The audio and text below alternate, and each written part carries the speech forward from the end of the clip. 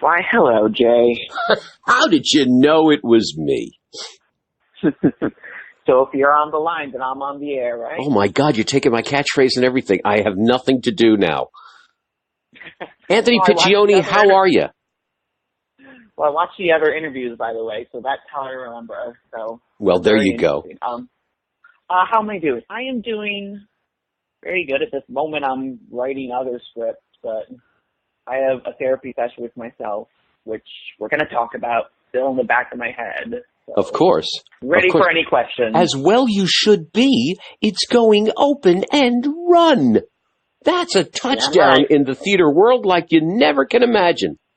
That's absolutely wonderful. First off, congratulations, man. That's like, that's, people talk, oh, the show's a success, the show's a success. No, here is where you can scream, the show is a success. So this is terrific. Let's start at the top. Tell us the journey of a therapy with myself. I know that it's had a couple of runs. It's had some great reviews. How did it get here? How did it get to the holy grail of things with an open-end run? Sure. So I guess I'll take it back to the beginning. I started writing it when I was in college, the first draft when I was in college. Spent about a year writing that. Then I spent about a month after printing it out, putting it away in my closet, and then I did the edits on paper. Normally I write on my laptop, but I did the edits on paper and then converted them in my laptop. And after a ton of rewrites later, I presented a staged reading of it at the Hudson Guild Foundation. That was October 2017. And about a year later, a little more than a year later, but I presented it at the NYWinterfest at the Hudson Guild. Right. Which maybe some people listening will remember. And that's how I got to meet a lot of people currently working on the show, with including my director, Holly Pinkstrange, who I first worked with on my play An Energy Tale at the Midtown Theater Festival.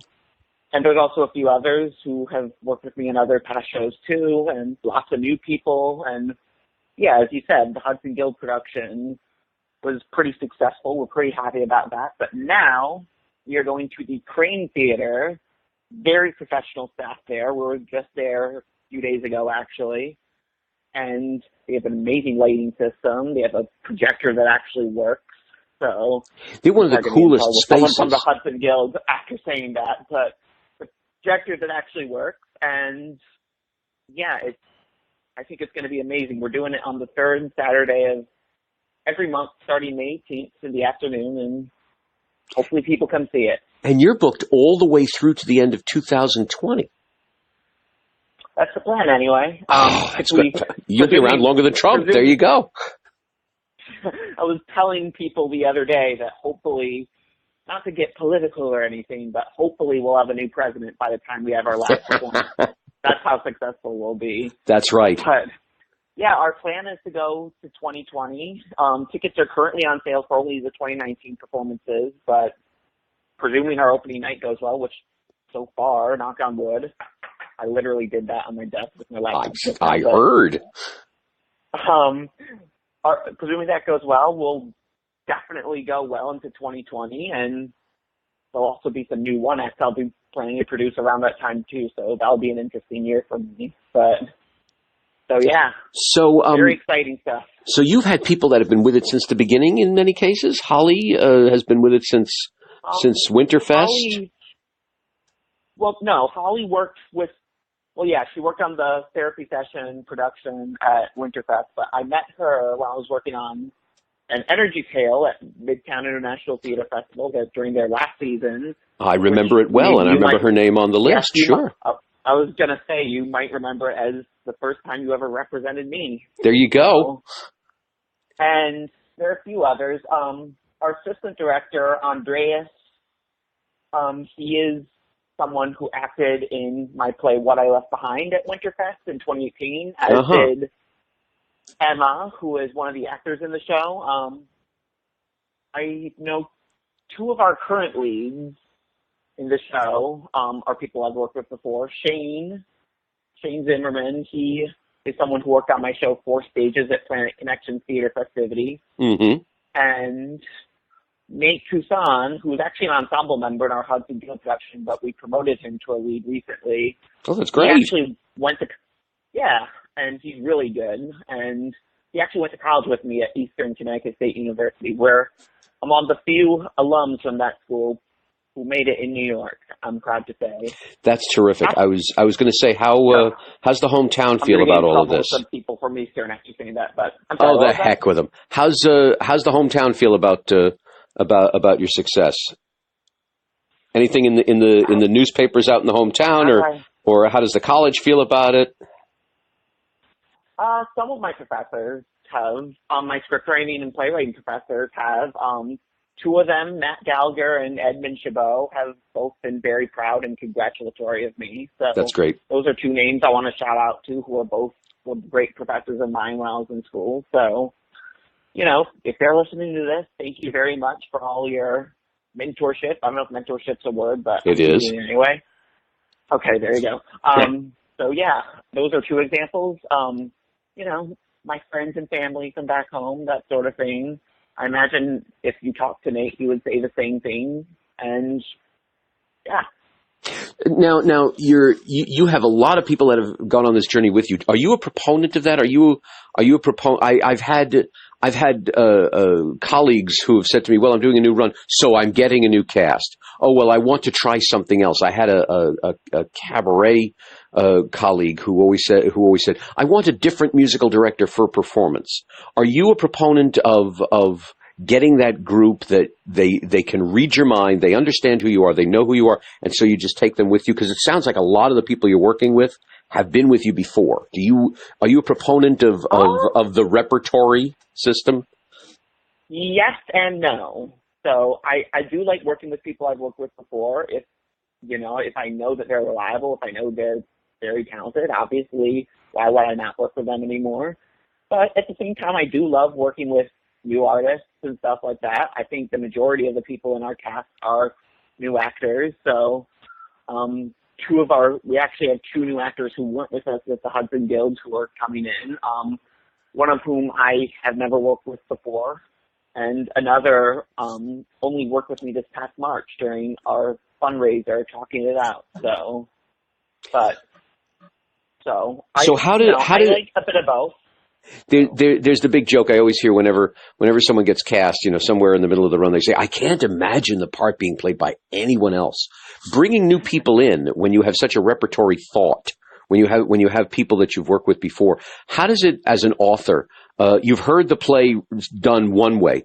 This is one of those cases because you had essentially, this is going to be run number 3. Not to mention any other kind of revisions that you've sat through. What goes through your head? You've heard a line read a million different times by the same actor, and it's wonderful. This is how you hear it, and then an actor comes in and reads it a different way. Does it blow your mind? Do you go, "Oh, how brilliant! Let's try that"? Does it open things up, or is it just totally traumatic? Well, we actually had, believe it or not, our first rehearsal for the new run yesterday. Oh, I'm talking to you right now. Okay. By the time this airs, I might have a new response. But as of the time I'm talking to you, I'm still waiting to see. But it's interesting because during the stage reading, we actually did have an entirely new cast, and there's some great actors in there too. But I don't know, because I know there are some writers out there who write roles for specific actors. I am not one of those people, even though I have actors who I love working with. So I guess maybe it's a bit easier for me because of that, but it'll still be interesting. I will say this, actually, during our rehearsal yesterday, now that I think about it, it is Nate is playing that lead very differently from our actor at the Hudson Guild, and not in a bad way, but they're both very great actors in their own right. But it is interesting to see the different choices they make and stuff.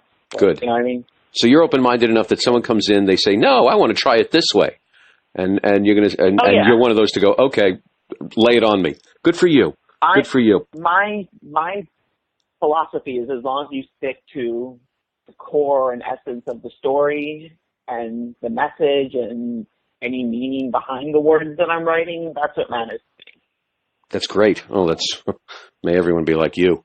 Now yours is even more of a hurdle on that level. If I segue from one question to another, because this is semi-autobiographical, yes.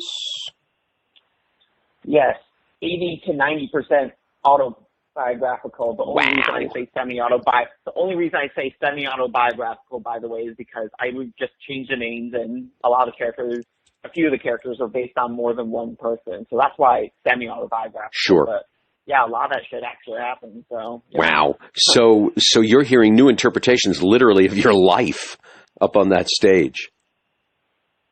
Yeah, there's it's been interesting to see, like, because there's some things that, objectively speaking, are funny. Like, even when I look back on the real life memories of it, I think are funny. But there are also some sad memories. Like, I don't want to spoil anything, but there's a certain scene toward the end of the play that was about someone who I was in a romantic relationship with and how things ended with that. And there was a bit of tragedy behind that. So, I don't know if I'm going to be spoiled too much right there. No, you've given us a great teaser with that. That's definitely something to whet our appetites.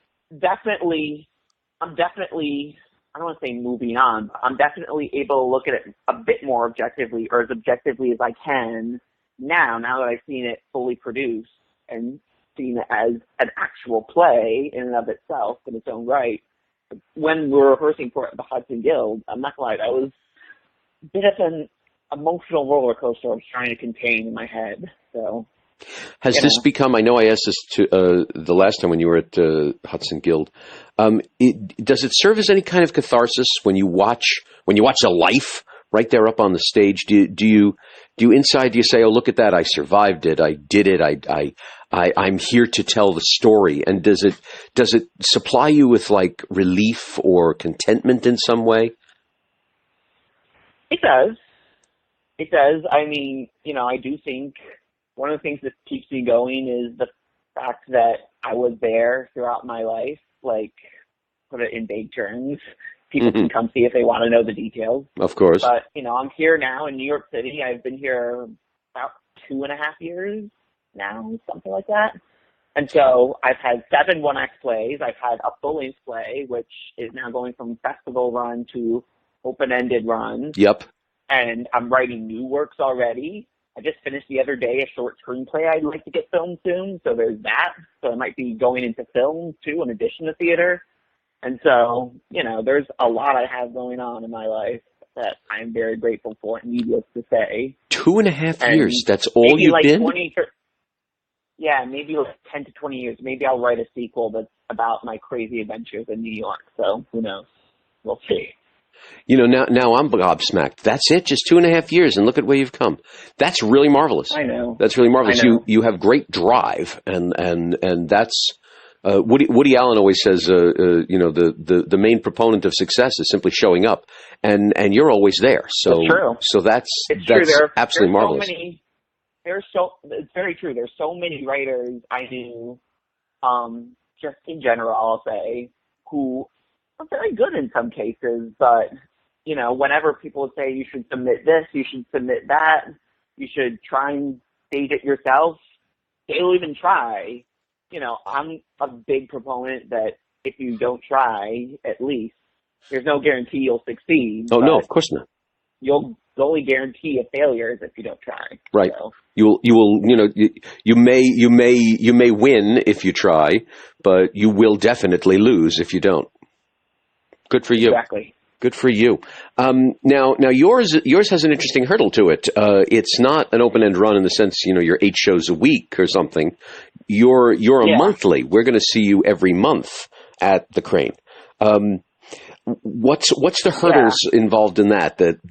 Because essentially you're telling your cast, okay, be ready once a month for the next 1.5 years. What's the hurdles? What's the obstacles you're encountering with such a run? Well, there are multiple pros and cons. I'll start with the pros. First of all, it's on a Saturday afternoon, which is a pretty popular time for people who either live in New York and maybe have off from work, or maybe friends and family of the cast who want to come into New York, and it's a good time for them to come in. And also for our actors, it gives them time, and it gives our creative team members time also to like work around that, to do like other stuff in addition. So there's that. And, you know, I know it's a very unconventional schedule, so that's kind of, I don't know if it's a con, but it definitely makes our show stand out. You're more of an event. But it definitely... When I hear this, I think to myself, you're more of an event than anything else. It's like every month there is this event that you are handing the audience. So I think that's really cool. Exactly. There's Holly, actually, in addition to directing this show, she has directed a murder mystery type thing. I don't know if it's a murder mystery. I'm sorry to the creators out there if I'm being it wrong, but it's called Fireside Mystery Theater, and it's like a mystery type radio theater thing that they do every month, and they've been going on for like 7 years and seem to be doing well financially. So, you know, if you could do like a variety show like that every month and be successful, why can't you do a straight up show, like a play like that, and not be successful? So maybe I'll be proven wrong and we'll be a total flop, but I'm hopeful we won't. I'm going to doubt that, because I'm glad you mentioned about the murder mysteries, because those are that's a phenomenon that's been around for a long time, since Tony and Tina's wedding. It's that kind of, that's why I say it's an event. People look forward to it. You're sort of handing them something to look forward to. You're right. Vacationers and tourists and whatever, they can plot their time to add that to their agenda when they're in town. So you're actually you're picking up a profitable thing that no one seems to be grabbing at this moment. So it's very clever. If you're looking for a murder mystery, don't come to my place. I'll probably never write a straight-up murder mystery. There you go. Well, everyone lives, so that's that. I might change my mind, like, tomorrow, but we'll see. Now, speaking of tomorrow, I read an email. You're writing a musical. Yes, I'm co-writing it, I should say, with Andreas Gallardo-Basilo. And who's our assistant director, of course, for Therapy Session, because he's a songwriter in addition to that. So he's working on the music. I'm doing the lyrics. And it deals with issues of drug addiction and stuff like that. So I don't want to go into too many more details, but we're hoping to present it at a festival sometime next year. So that's terrific. You'll be among the first to know, Jay.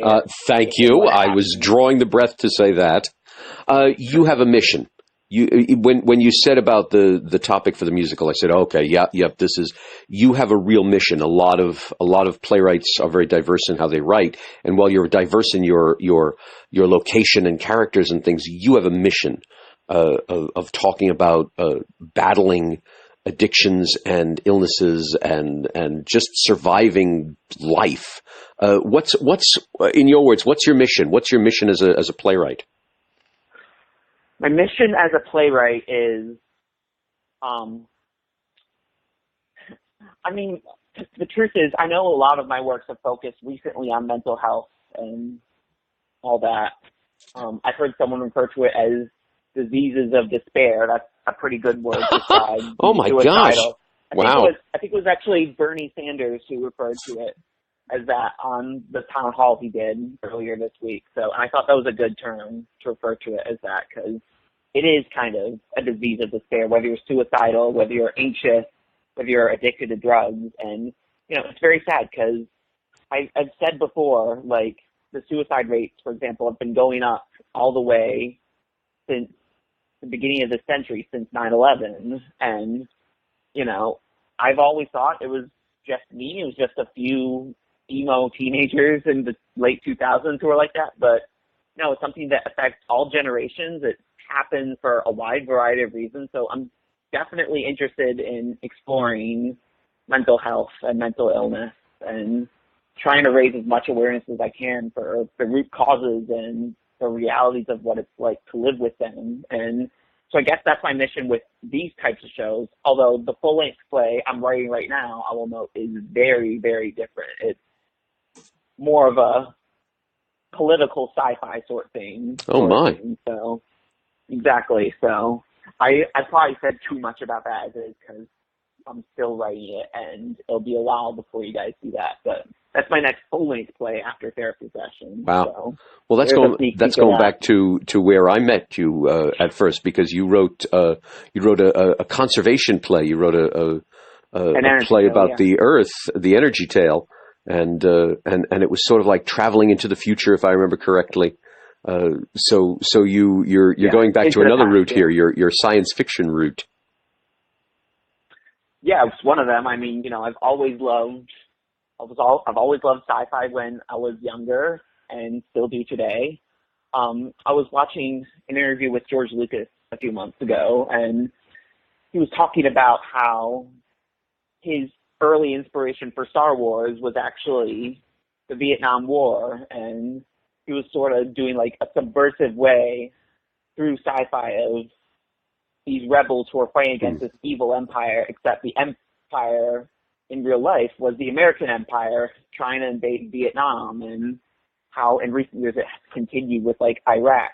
So, like, there might be some conservative people listening to this who might think that's controversial, but like, if you're on the left or you're on the right, I think a lot of people I know love Star Wars, for example. So I'm definitely interested in how science fiction can be used to spread certain messages and certain ideas. So I'm definitely exploring that too. I've explored it a bit with Energy Kale. I'm exploring it even more with some of the new stuff I'm writing too. Wow. So. That would keep me on the phone for about an hour and a half, because that's my mission. I believe. Hey, I got all day, so thank you. I know you probably is tough to do, but that's always been my mission, because I fervently believe, as much as they think horror movies and sci-fi and everything are cheesy or funny or whatever, no, they're the deepest of parables. They're the darkest parts of our mind, trying to rationalize what's all around us. And to hear that Star Wars was just a parable of the Vietnam War makes total sense to me, and it's going to blow my mind. That's great. Yeah. Oh, Anthony, thank you so much for speaking with me today. I am thrilled. You're the first guest that's made a second appearance on the Passion Pit, so congratulations. Well, Open End Run. Passion Pit history. There you go. Well, you're making history, an Open End Run of your Off-Broadway show. That almost single-handedly you've brought it there, and you are an inspiration to so many. Thank you so much. Here's to sold-out crowds in the Kraine Theater, which is an historic theater too, so you picked a great location for it as well. Definitely. And may the resounding reviews keep it running far longer than at least 2 presidents. Definitely. Thanks, pal. I'll talk to you soon. Right. Ciao. Bye.